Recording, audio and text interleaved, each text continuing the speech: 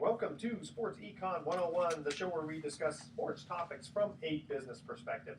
I'm your host, Edward Brown, along with my co-host, Bruce McGowan, longtime sports radio personality. Today's show is going to be fun because we're welcoming back Mike Shapiro, the owner of the San Rafael Pacifics, a minor league baseball team. So it'll be fun. He'll join us in the second segment. Also, at each commercial break, we're going to ask a sports trivia question where we're going to give away vacations to the first three callers with the correct answer. Now, the vacations are not sponsored by the radio station you're listening to, but by Lighthouse Resort and Marina. The vacations are free. Their only request is a $75 cleaning fee to cover those housekeeping expenses. Their website is lighthouseresortandmarina.com. You can listen to Sports Econ 101 on iHeartRadio, TuneIn Radio, Sports Byline USA, CRN, and many other stations around the country.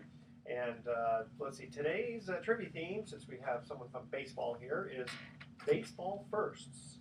So we'll see how much you guys know about baseball. And if we have more time, we'll get into some other things. The Yankees had the right, but not the obligation to pay A-Rod the $6 million for tying the home run milestone. Let's see, what else? We got, maybe get into a little bit of Mayweather. Is he the greatest fighter? I don't know. That was a disappointment. Huge disappointment. That fight, yeah. Not fun to watch. It's funny. I only saw like little bits and pieces, It's still, like a lot of these fights, a lot of hype, a lot of build-up, and then, it's not like Ali Frazier. That's for sure. And it's not like the Rocky movies. See, I think we all base it. See, once you see a Rocky movie, you expect every fight to be just like a Rocky movie. No way. All right, so this segment of Sports Econ 101 is sponsored by Pacific Private Money, providing mortgage investments that are currently yielding 8% or more. In fact, they just sent out their newsletter, 8.13%. Not bad, secured by Bay Area real estate at about 50% loan to value. Very, very secured real estate that they have. Doesn't get any more conservative than that. You can check them out at pacificprivatemoney.com. Stay with us. You're listening to Sports and watching us if you're watching on YouTube. You're watching this, listening to Sports Econ 101. We'll come back with Mike Shapiro. Stay with us. Okay, so that's our little soliloquy. There, let's go ahead and save that. And Get off and running here. Yeah. Where'd you get this anyway? I always wondered know about this thing. You know what? I think it was my dad. Oh, is that right? So it's probably going back to the 60s or something. It looks like something. It looks like one of those kitschy things out of the 60s. Yeah. This, like a little memento. Yeah. Save this. Gonna get some rain later this week. A little light. That's what it said, light rain. Yeah. I remember the first game you guys played. We did that game on Rent TV. It had rained. And it really rained. hard. Remember that all day long? Yeah. That day. Yeah, it did. Remember? Yeah. And we didn't think we were going to get opening day in. We got it in. It was a great game. It was a great game. So who hit 2 home runs? Detweiler hit yeah. 2 home runs. Yeah. What a great start. Is he still working with you guys? No, he just moved over to Line Drive. It's a batting cage and lessons thing. So yeah, where is that? I know the answer to that. It's over. In the East Bay? No, it's behind Albert Park in that area. Okay. Somewhere in there. Cool. Yeah. Nice. Yeah, Sarah, my daughter was. She plays softball. Being a senior, best one on the team and all that, and her old coach was trying to get her to, work part time. Yeah. It was some kind of batting thing over in Terra Linda. Mm. Oh, that was. I know who that is. Field of Dreams. Yes. Yeah. There you go. All right, so we'll come back in. I'm going to let you reintroduce our. I'll go ahead and introduce Mike here. Well, welcome back to Sports Econ 101. Again, I'm Edward Brown, your host, along with Bruce McGowan. Bruce, want to reintroduce our guest since he's been on the show before? Yeah, it's great to have Mike Shapiro back. He's the general manager, president, and part owner of the independent league, minor league, San Rafael Pacifics, who are now going to be in their 4th year. San Rafael, small town of about 35,000, about 8 miles north of San Francisco. And Mike also has major league experience working as the chief counsel for the San Francisco Giants and working in the front offices of both the Atlanta Braves and the Washington Nationals. But this has been a labor of love, Mike. 4 years in running, and it looks like you guys are doing okay in a small town. Yeah, thank you for that, Bruce. The league is stronger than it's ever been. The San Rafael Pacifics, having just come off winning their 2nd championship in 3 years, that team is strong, and we're looking forward to a great 4th year. And the most amazing thing of all is the level of competition, which has gone up remarkably as the years have gone by. We're seeing better and better players coming out of affiliated ball at higher levels of independent ball. What do you attribute that to? I attribute it to better scouting, first of all, on behalf of all of the teams in the league, and I attribute it also to the recognition by quality players around the business who now recognize that this is a great place to come play baseball during the summer, and that they're going to be playing against good competition. Now, again, this is 3 months season, right? A total of, 84 games? Yeah, we play we're playing actually 78 games. 78 games. Yeah. That's a lot, Yeah. actually. You know. Over a 3-month period. Yeah. Yeah. And how many teams are in the league? There's 4 teams in the league this year. There'll be 6 next year. Okay. Vallejo, I guess, is one of those teams? Vallejo. Or what were the teams? Well, there's a team in Vallejo, Mhm. in Pittsburgh, and then a wonderful that's place. Pittsburgh, California. Pittsburgh, Yeah. California. In the There's no Bay Area. H. There's no H in Pittsburgh That's on right. that one. Yeah, right. That's a lot of travel expense. Yeah. And then in Sonoma as well. Where do you get your players, Mike? Because these are not guys that are drafted by the major leagues. Yet you get some pretty good ball players who have had high minor league experience. I'm thinking of Mike Hova, your right fielder who is from Cuba, who has been playing independent ball for about 10 years Yeah, now. yeah, and he made it up as high as AAA with the Blue Jays. The players come from all over. We see a lot of players who are coming, who have been released out of affiliated ball with major league clubs, and they still want to play. They still have the joy of the game in their souls, and some of them still believe that they've got the opportunity to climb back up the ladder. We see a lot of very high level college players who either may have been drafted but didn't stay on for very long, or who got overlooked by the system. And then we see a lot of career independent league players who are all very quality professional ball players, but for whatever reason, they didn't make it up any higher. So if you get a player who made it to, let's say, AAA and just couldn't go further, and I don't want to say steps down, but he goes into your league, does he have any aspirations, like realistic aspirations, that'll go back up again, or is he pretty much settled on that's it? I'd say most of the players who come out of AAA or even high AA are unlikely to make it back up the ladder. But I think guys who either got overlooked in the draft or who had a cup of coffee in affiliated ball and bounced out for one reason or another still have aspirations to get back into affiliated ball and to climb back up toward the major leagues. And it's interesting, too, because you said these guys are from all over the country, average age probably mid-20s. They're not kids, but they're not, over the hill yet. Well, not only are they from all over the country, they're from all over the world. We have a lot of players from Canada, Dominican players, Venezuelans, Colombians. So we see players from all over, and again, these are players who are professional. This is not semi-pro baseball. These are people who are dedicated, and they spend all of their waking hours playing baseball. I mean, I think I spend all my waking hours thinking about baseball because I love it so much. How many times do you get a situation where, let's say, a young player just basically he just can't break in because nobody knows him? Does he just approach you and say, "Look, I should be scouted. Nobody knows who I exist. Can I walk on, so to speak?" Yeah, it happens a lot, and it'll come from a lot of different sources. We'll get emails constantly from a guy and either he'll have a college coach or he'll have an agent, or he himself will contact us through email with some video and some statistics.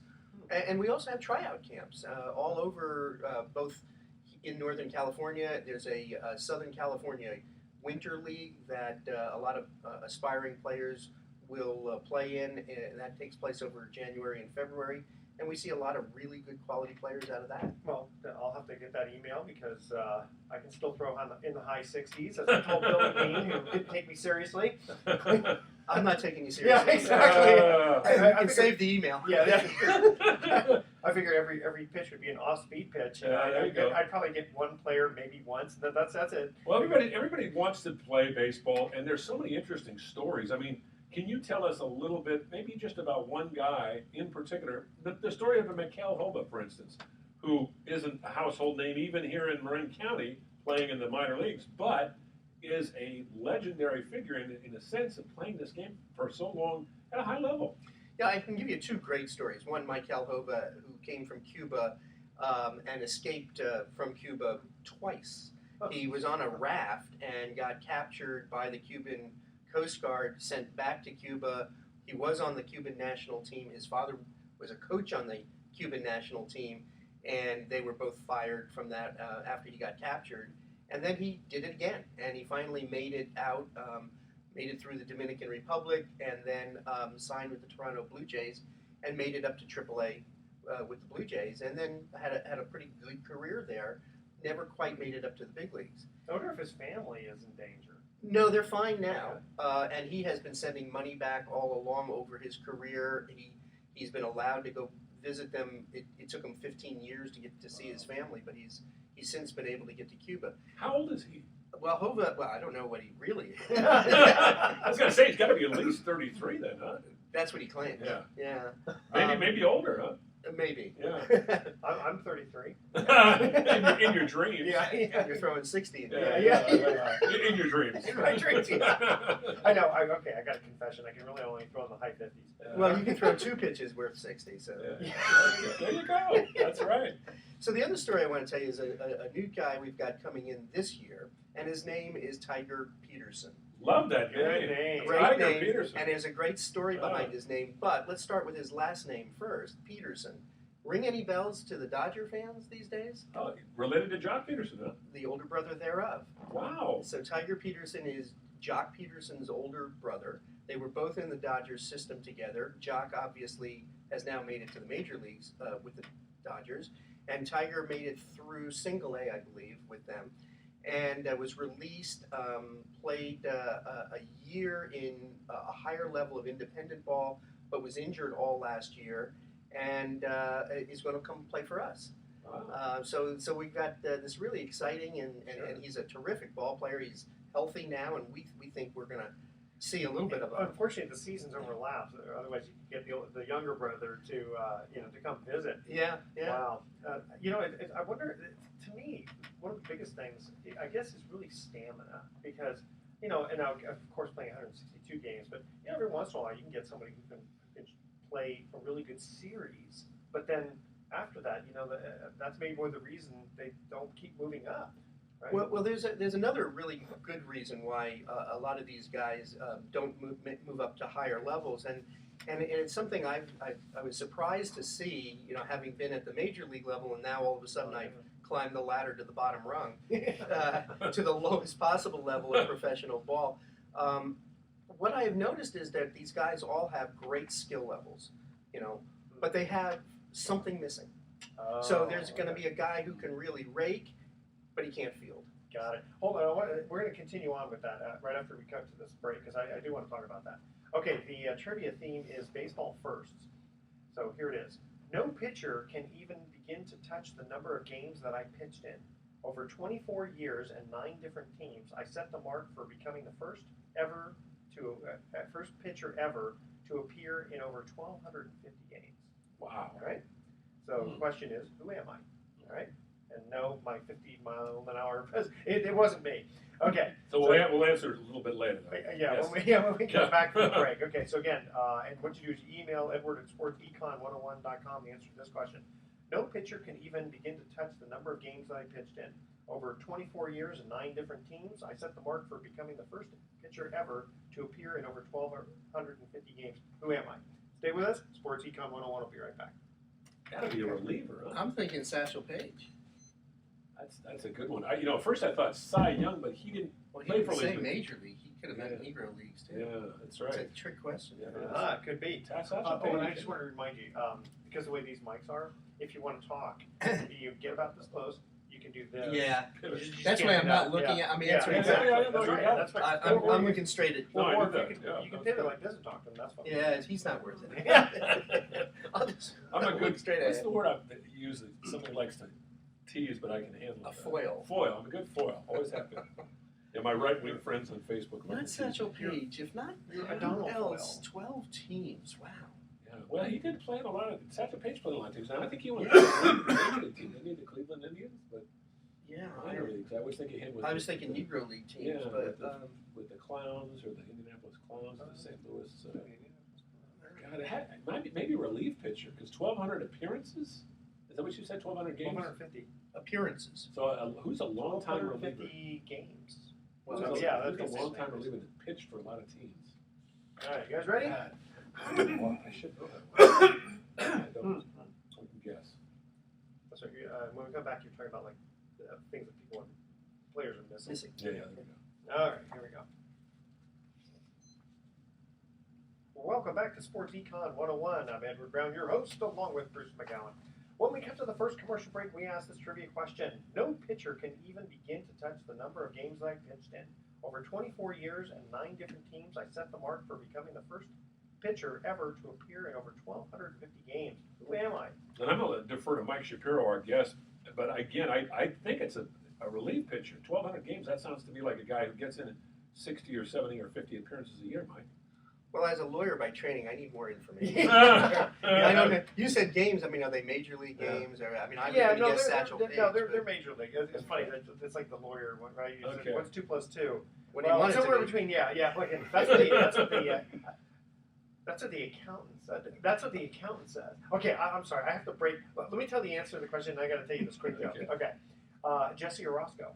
Jesse Orozco. Mets. Never would have guessed that. Mets, yeah. Okay. Never would have guessed Jesse Orozco. All right, so since Wow. you mentioned the lawyer joke thing, okay, so this guy, there's a recruiter basically, and 4 people come up for a potential job: an engineer, a lawyer, an accountant, and an IRS appeals officer. And so he asks the engineer, he says, "What's 2 plus 2?" He takes out his protractor, does a few lines, he does 4. He says, okay.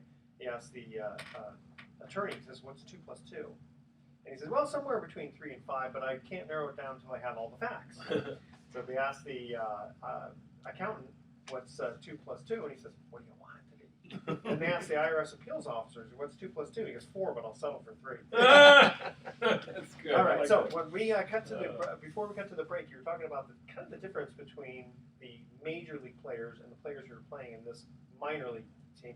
That there's usually like some kind of skill missing. Yeah, there's usually something missing, and we see it all the time. And you can, if you watch these guys long enough, you go, oh, "This guy can really hit. Why isn't he in the big leagues?" And then, you watch him for 2 or 3 games, and you go, "Oh, okay, now I know why he's not."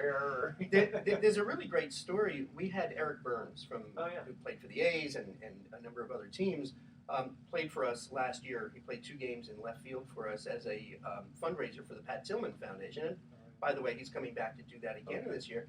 And after the second game, Eric in the clubhouse, and he was just a great, gracious guy, very generous. And he bought the whole team a meal afterwards. And he stood up on the trainer's table and he said, I wanted to speak to all the players. And he said, "Listen, I want to tell you guys a story. I've been in the big leagues for a long time, and every one of you guys has the ability to be in the big leagues, but you're all missing something. And your job right now at this level is to figure out what you're missing and work on it and make sure you fix that. And I guarantee you can be a major league caliber player." Do you think players, they internally, they each know what it is, or do they need a scout or somebody or a pitching coach or a manager to tell them? That varies from guy to guy. I mean, some guys can admit where their problems are, and others don't really admit it or aren't even aware of it. But Eric told this story at the same time about a guy who came to him through his mother, oddly enough, down in Redwood City, and his mother asked him, "Please take a look at this guy. He's going to work out for you during the offseason. He's an independent league player, and he could hit, and he could hit, and he could hit." And they got out of the batting cage, and they were hitting fly balls to him, and he dropped a couple in this. And he says, "You need to work on your fielding. That's obvious, and you can work on your arm a little bit, but you can hit at the big league level." And the guy said, "Thank you very much," and he became Daniel Nava. Now plays for the Red Sox. Wow. What a great story that is. Yeah. Well, Eric Burns is really one of the great characters. And speaking of characters, you had Bill Lee, the former Boston Red Sox, come in the first year I think he pitched for you guys. And the second year he came in and played every position each inning. And the guy is in his 60s. Now, how did he do? Well, he did great. Well, first of all, he became the oldest man ever to win a professional game at the age of 65 when he not only pitched a complete game for us and won, but he also laid down a sacrifice bunt and had an RBI single. So he was remarkable. And it's so funny. Bill is a local guy. He grew up in San Rafael, and had been living in Vermont through his Red Sox years and still lived there for quite some time. He's now moved back to San Rafael full time, and he just shows up in the office every once in a while. You'll hear the front door open, and That's there great. he is. That's great. Lee is standing there, and he's always got some kind of story and the weirdest selection of clothing you've ever seen. Oh, bad. Does he have a family? Does he have a wife and kids? Yeah, he has Yeah. wife and kids, and Wow. his kids are grown, and Uh-huh. his wife Diana, who's really nice, and she handles sort of his business stuff for him. And It's so funny. I think I still have either his rookie or his maybe second year. He's really nice, clean shaven, looks really, very straight laced. And then later on, I guess when The Spaceman. when the Spaceman, when The he played Spaceman, for yeah. Montreal, it's like Yeah. the beard down, a little bit of Rip Van Winkle there. Yeah, he was quite a great pitcher, but Yeah. as Mike pointed out, not only an interesting guy and a quirky character, but extremely intelligent. really smart guy. Yeah. And he's a smart baseball man too. Yeah. You just sit around and listen to him talk about baseball, and it's just fabulous. He and I sat and watched a game once. We were playing in Vallejo, I believe, and he came out to watch a game. And so we're just sitting watching the game, and he goes, "Watch this! It's going to be a ground ball down the third baseline." And I go, "How do you?" And then of course, guy hits a ground ball down the third baseline. I said, "Bill, how is that?" He goes, "Well, I could see how he was setting up. I could see his swing. I can see where the pitching pattern was going. It was clear that he was going to get jammed, and he's a pull hitter, and he just had it all laid out." Well, it's funny. I was just talking to someone about this too. Actually, Don in our office here, where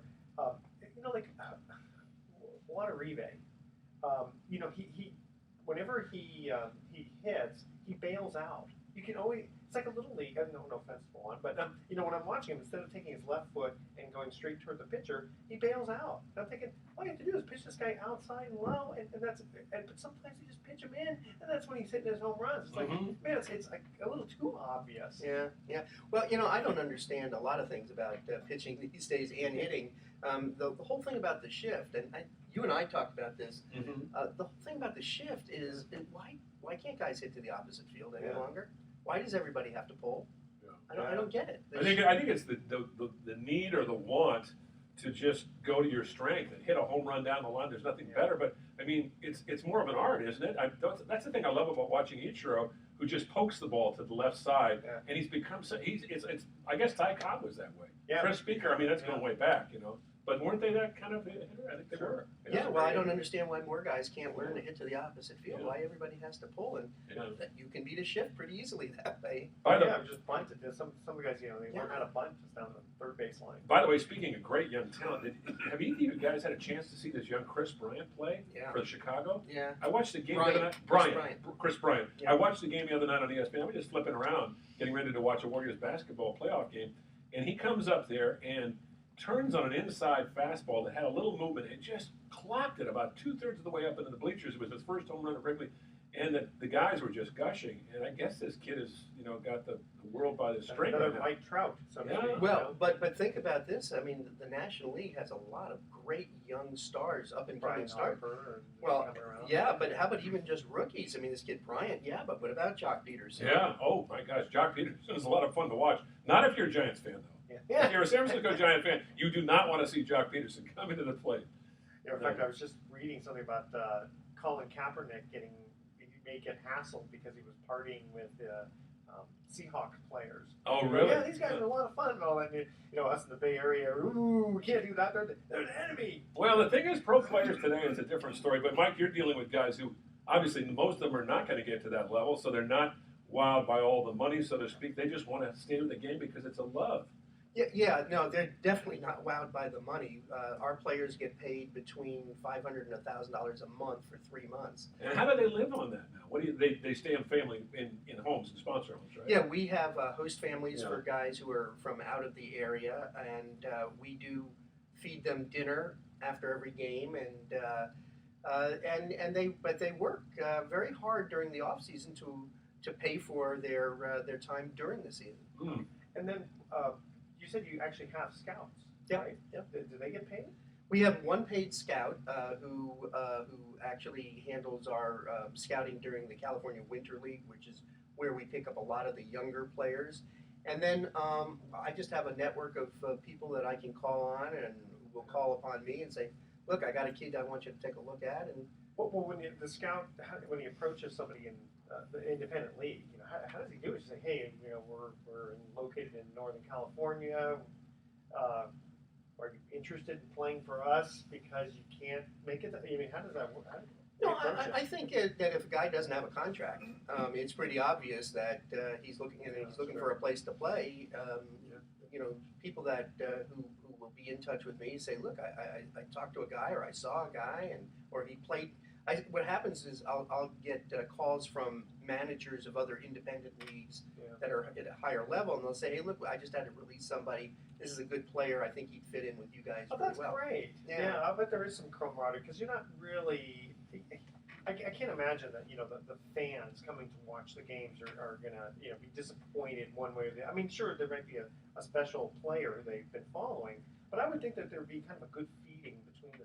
Well, there is that. There's a lot of camaraderie, and we're all trying to help each other out. But I think it's a good point you were saying about the fans. The fans at this level are generally coming out to have a good time. Exactly. They want to have a beer. They want to have a hot dog. They want their kids to be able to run around. We have a wiffle ball field where they play, and the baseball game is kind of secondary. Chicken, that sort of we have the Sir Francis the Drake. Sir Francis the Drake. That's right. Okay, wait. Stay with us. We're going to cut to our second commercial break here. All right. The theme is baseball first. When most players hit home runs, and they swing as hard as they can and go for the fences. Okay, sorry, I don't know how this is read. Okay, basically they swing as hard as they can to go for the fences. However, I realized that sometimes power isn't the only requirement for hitting a four-bagger. Over half of my 97 career home runs were inside the Parkers, making me the first player ever to retire with 50 or more inside the park home runs. Who am I? So it's a little tough. You have to go back a ways for this one. All right? Stay with us. Sports Econ 101 will be right back. Got to be somebody from Ty Cobb's 50 day during inside. Shoeless Joe, maybe? Shoeless Joe, or during the dead ball era. Maybe. Yeah, somebody who had a lot of speed. And you think about it, during the dead ball era, I think Home Run Baker led the league one year with 12 home runs. Yeah, Home Run Baker. At 50, so somebody like a Shoeless Joe or Ty Cobb or maybe Honus Wagner. Honus Wagner, yeah. God, I would have loved it. Wouldn't it have been fun to see those guys? I told you that my mom's uncle came to visit me one time. 1974, he was like in his 90s. He saw I was looking through old baseball cards. He says, "Hey Eddie, you like baseball?" I said, "I love baseball." "You know anything about old baseball?" I said, "Well, actually, yeah, I've got some books and cards." He goes, "You ever heard of Hans Wagner?" I go, Hans Wagner. You mean Honest Wagner? He goes, "Yeah, we used to call him Hans." That's true. Yeah, he grew up in Pittsburgh. And he goes, he probably just said, young man when that was going on. Wow. Oh, well. Hands Wagner. Gives me chills just thinking about that. That's funny. You want to talk about the MSA project? Yeah, It's up and running. Not up and running, but we're in the process of getting approvals, and looks like it's going to be really exciting. Okay. I have a development project up in Nevada going to create a state-of-the-art baseball that's academy. right. You partnered with Charles Scott. Well, Charles is my partner. You know what, Charles? It's so funny. I hadn't seen him in years, and then we just coincidentally happened to be at the same wedding. Wow. I used to buy him beer. Right. I mean, I can't imagine the things I used to do. Yeah, I was Charles is 18, my partner. Yeah. So we have this great project going on. Oh, in fact, I called him to see if he wanted to be on to kind of talk Oh, about that stuff would be like good. that. Oh, yeah. But Jeez, I didn't going realize back, so that's great. you can talk about it. Yeah, I'm happy. It's a fun thing that we're doing. Yeah, That's cool. that was great. All right, here we go. Welcome back to Sports Econ 101. Again, I'm Edward Brown, your host, along with Bruce McGowan. When we cut to the second commercial break, we asked this trivia question. When most players hit home runs, they swing as hard as they can and go for the fences. However, I realized that sometimes power isn't the only requirement for hitting a four-bagger. Over half of my 97 career homers were inside the Parkers, making me the first ever to retire with 50 or more inside the park home runs. Got to be somebody from the dead ball era and a speedster. I'm thinking Ty Cobb, but I don't know if he was that fast. He was great at cutting the bag. I heard that he was just a master at doing that. Any ideas, Mike? I'm going Shoeless Joe. Ooh, Sam Crawford. Oh, Sam Crawford. Which is funny. I had gone to a baseball game, and some guy had this really old baseball glove. And that is really old. Yeah, it was really old. And it was S. Crawford. Wow. And I go, could that have actually been Sam Crawford? Because I knew who he was. Now, for people who don't know Sam Crawford, he was a teammate at Ty Cobb's before the 1920s, and he actually, I think, still holds the record for most triples in a season. And he did not like Ty Cobb, by the way. Oh, who Late- did? Yeah, who did? Well, his Yeah. wife kind of did. Probably, yeah, For a while. For For a while. But Exactly. we've got Mike Shapiro here, who's the president, general manager, part owner of the San Rafael Pacifics independent baseball team. And Mike is an ambitious young guy. Well, Not like young. ourselves, not young, but Yeah, sure you're young. youngish, young at heart. That's the key. Compared to us, you are. Young at heart. And he's been involved with Major League Baseball in the front office with, as I mentioned, in case you didn't hear it, with Washington, with Atlanta, with the Giants. But now you're striking out not only with this organization 4 years in the making, but you're kind of expanding it. Tell us a little bit about this project because it's interesting, and it's here in Marin County. So if you ever come to Northern California, you got to check it out. Well, along with my partner, the great Charles Scott, who's a local hero here, who Marin County Sports Hall of Fame, made it up to AAA with Cleveland and Seattle. Minnesota. Yeah, in Minnesota, right. And Charles and I and a couple of other partners got access to 55 acres of land at the former Hamilton Air Force Base and up in Novato, and we have been putting together plans to create a state-of-the-art baseball academy with a clover leaf and a ballpark for exhibition games and potentially minor league games. And a training center, and what it is our hope is to take kids from 7, 8 years old all the way up to pro players, and help give them the kind of facilities it takes to train properly, both in terms of on the field, but off the field training as well. Okay, but you've run into some opposition. I remember reading this in the front paper. For those who don't know, Marin County is known for NIMBYs, which stands for Not in My Backyard. And I can just imagine that was one of the things that people, what was it, the lights, the noise, the traffic, the squirrels, I mean, whatever else they could pick on. Well, you'll always encounter a lot of issues like those, and we're working with the neighbors, and we're working with the community there to resolve some of their concerns. There is an environmental impact report that will be conducted, and at great expense and over a great period of time. But it is our belief that this is a really good thing, not only for the Novato community, but for all of Marin County, to create, even on a privatized basis, access to good, well-maintained sports fields, which are very, very hard to find. The public just can't afford to build sports parks any longer, and can't maintain the ones that they have. Float a bond. Yeah. Well, yeah, but that day is over. Yeah. Municipalities aren't capable of or willing to float bonds for these sort of things any longer. So this is where the private public partnership concept comes in. And then how would you make money? How do you envision making money on this? We would charge for field usage, just to the little leagues like they pay for now. But the big cash cow, if you will, of all of this is weekend tournaments, and for those parents out there like I, who have kids who play competitive, travel team ball, both, and we will have soccer fields as well. So it's not just baseball and softball. The big business is those weekend tournaments, and people will be coming from all over. Well, since it's sports, can you sneak in a bowling alley? We lost one. It only cost a couple. Still got one in San Rafael, but That's it's true. getting Yeah, that's good. yeah. Well, that lends it to me. That lends to the next topic, which is related in the importance of a minor league team really being a part of the community. I mean, major league teams certainly are a matter of pride, but minor league teams, they really become an intrinsic part of the community. They're embedded in the community. And would you play in your own stadium? Well, that remains to be seen, Okay.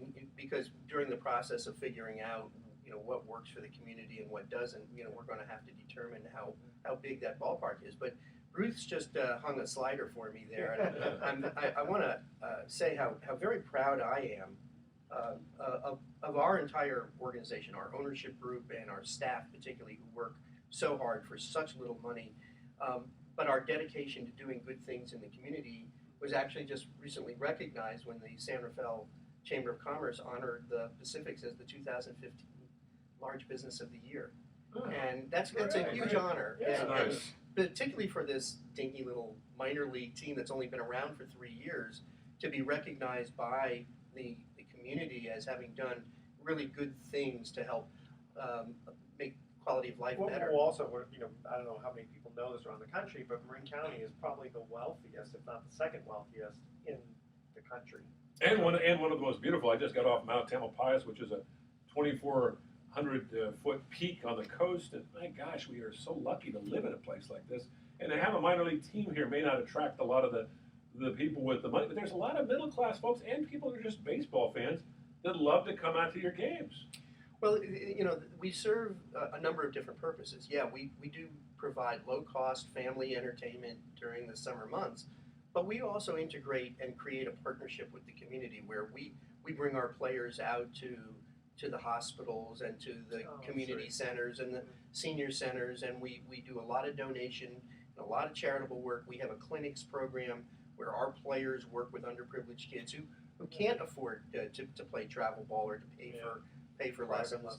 Yeah, so we do a lot of that, and it was a really nice reaffirmation of what baseball, and particularly minor league baseball, can mean to a community. Well, maybe one of your pitchers can help you throw in the high 80s. So that would be collectively 4 pitchers. Mike, you're killing me here. The thing I love about Mike though is here's a guy that played baseball in college, but then went to law school with the idea that he would become a lawyer. Ended up working as a legal counsel for major league teams, and then eventually, you had some pretty important people in your life at the major league level that were kind of mentors to you. Yeah, I had two. I was very fortunate, and I guess a lot of people who can say this about their careers, that there was somebody who really mentored them and helped them along. And I was fortunate in that I had two great mentors. One, Corey Bush, who was executive vice president of the Giants, and brought me in as the first general counsel of the Giants. There had been an in-house counsel before. And that was when the Giants had 35 people in the front office. Now they have 350. So I can tell you a little bit about the scale of the change in business. And Corey really gave me my first introduction, my first chance to be part of the business side of baseball. And then when I moved on to both Atlanta and Washington, I worked under Stan Kasten, who's now president of the Dodgers. And Stan taught me so much about how baseball should operate, how it should integrate with the community, and more importantly, how critical the fan experience is to the success of a sports franchise. That's what I ask you, is that when you were working, let's say with the Giants, what was your capacity, say in-house counsel? Were you negotiating contracts? What else, is that one of the things? Yeah, I was both vice president of business affairs and general counsel for the Giants, for the Braves, and for that matter for the Nationals. So I sort of played two roles. One, and they dovetail because of the contractual circumstances. There's always either a business contract or a player contract that's in some process of being negotiated. But it also oversaw a wide range of business activities as well, human resources. Because I would think that it would go beyond just taking a look at a contract and working with a sports agent. Yeah, no. The baseball clubs, all major sports franchises are big businesses, and so having business development and legal affairs and human resources, all of that is now very commonplace. Well, I can imagine someone, let's say, wants to use the Giants logo for something, and then you have to check it all out and do all the contracts and Yeah. See that. Wow. But it is a big business, and it's fascinating for me, having spent most of my career at that level, and to be now kind of in a mom and pop store, Sure. where I clean toilets and well, they still owe you a World Series ring. Well, Just because of all the stuff you did for them before. Yeah, I always thought it doesn't work that way. Yeah, I know, it's not fair. All those great years in the tough years of the 1980s and 90s when you were around, and it's got to be bittersweet to see the Giants do so well, but at the same time, you probably think as I do, because I got to cover all those years in the 80s and 90s, but not being around on a full-time basis and watching it from afar, you think, wow, if they could have only done that when I was there. Well, they were close in 87 and 89. 89. Yeah, 89 was really exciting. 87 was really exciting as well. No, it's not bittersweet at all. I'm very happy for the franchise, and I think what Larry Baer has done there has been nothing short of remarkable. The ballpark is terrific, and the experience of going to a Giants game is second to none. And all the credit in the world should go to these guys, and we should all be very proud of what they've done. What's interesting, going to, let's say, a Pacifics game, where it's the play. I mean, because I've watched the games, and the players are very talented. You can tell they're very, very talented. And the only real difference is the fact that there's not 40 or 50,000 fans. There's what, 1,200 maybe? At our games, we're lucky if we get 1,200. Yeah, we average about 650 games. Sometimes we'll get 1,200 occasionally. And when Bill Lee pitched, we got 1,200 Sure. in. But yeah, no, usually it's 650, 700 people a game, and it's kind of cool actually. Well, yeah, one of the games that I saw was getting actually very exciting. And, it's funny, all those 650 people were, really cheering loudly. And it was like, you can kind of get into it a little bit more. It's a little different when you have, 50,000 people. But And there's a lot of drama at the. I remember a game, and I did play-by-play for Mike's team for 1 year on a little internet radio station. And I'll never forget this early season game. I think there were maybe 200 people in the stands. And a guy named Price Kendall, a little stubby second baseman, had a great power stroke, won a game for you guys with a walk-off.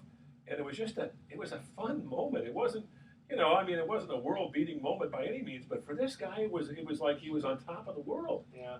Well, and again, our product is, yes, it's good quality, high-level professional baseball being played out on the field, and a great experience when you come to the ballpark. And and I say this because my wife does all the cooking, but the food is great, and it's a great atmosphere for the kids. There's between inning games, playing musical chairs, and as I mentioned, there's a wiffle ball field, and it's just this kind of, the way I describe it is it's a street fair wrapped around a baseball game. All right, guys, we're going to cut to our third and final commercial break. Again, the theme is baseball first. And since we're talking first, you kind of figure that some of these guys are a little old, like the Sam Crawford. Yeah, this is after Sam Crawford, though. Thank goodness. No career record can be set without the single act of stepping onto the field to play a game. Pete Rose set the record for the most games played in, but he only played for 24 seasons. I set the record for becoming the first position player ever to play 25 consecutive seasons in the MLB. Who am I? All right. Stay with us. Sports Econ 101 will be right back. We'll have some closing comments. God, I should be in 25 years? As a position player? player? Yeah, not a pitcher. Fairly recent? Not really. No, 50s. But after Sam Crawford, that's it. Okay. It's definitely a player you've heard of. Probably something like Frankie. Well, Frankie Frisch was a manager, but he played a long time. God, who would it be? Cornelius McGillicuddy. He managed for 50 years. Yeah. Can you imagine years managing for 50 years? Yeah. Well, he owned part of the club. He did. That's why. He did. And he was cheap as can be. Yeah.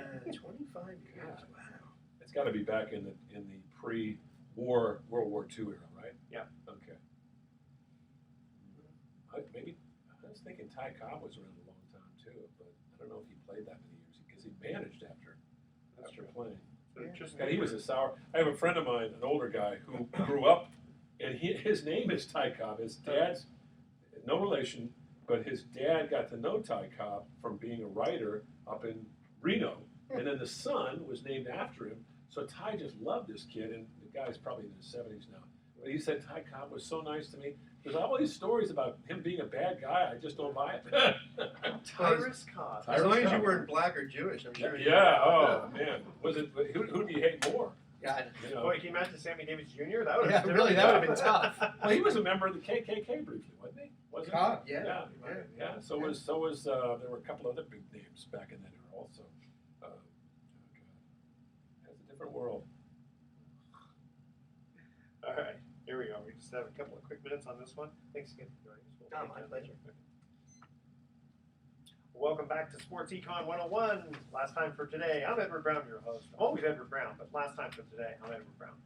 Along with Bruce McCowan. When we got to the third commercial break, we asked this trivia question about baseball firsts. No career record can be set without the simple act of stepping onto a field to play the game. Pete Rose set the record for the most games played in, but he only played for 24 years. I set the record for becoming the first position player ever to play 25 consecutive seasons in the MLB. I'm going to go with Ty Cobb, No? but it's not Ty Cobb. But it's a little tiny bit after him. A little after him. Yeah. Somebody from the 20s? Yeah. And it wouldn't be like a No, it wouldn't be I Gary. think this is from the 20s. Yeah. Eddie Collins. Eddie Collins, Hall of Famer. Yeah. He was he was the guy that was actually the clean guy during the 8 men out. Yeah, He was the one guy who wouldn't take any money during when the Black Sox in 1919 took the money from the gamblers. Very good. He refused. Well, we want to thank our guest again, Mike Shapiro, owner of the San Rafael Pacifics Minor League Baseball Club. Thank you so much for having me. I really enjoyed it. And anytime I get to hang out with Bruce McGowan is a good day for me. That's right. And me with the, throwing high in the high 60s, yes. I'll try out soon. I'll have to put on a wig so you don't recognize me. All right, here's our thoughts for the day. There are only two options regarding commitment. Either you're in or you're out. There's no such thing as life in between, said Pat Riley. And former American football player and coach Bud Wilkinson said, if a team is to reach its potential, each player must be willing to subordinate his personal goals to the good of the team. And wasn't that what Steve Garvey had said? It's not the information on the back that's important. Yeah. It's on the front. I'm trying to remember where the that's true. It's very. I mean, it sounds corny, but that's an old truism that holds a lot of water. That's right. There's no I in team, but there is me. Yeah. Okay, tune in next week to Sports Econ 101. We're going to be discussing sports topics from a business perspective, giving away more free vacations for answering sports trivia questions. Thanks for listening. On behalf of our team, I'm your host, Edward Brown. But we'll see you next week. So long. Take care. Okay. All right, good show. That's a wrap. Well, that was Great. good. Good job. Great. Thank you.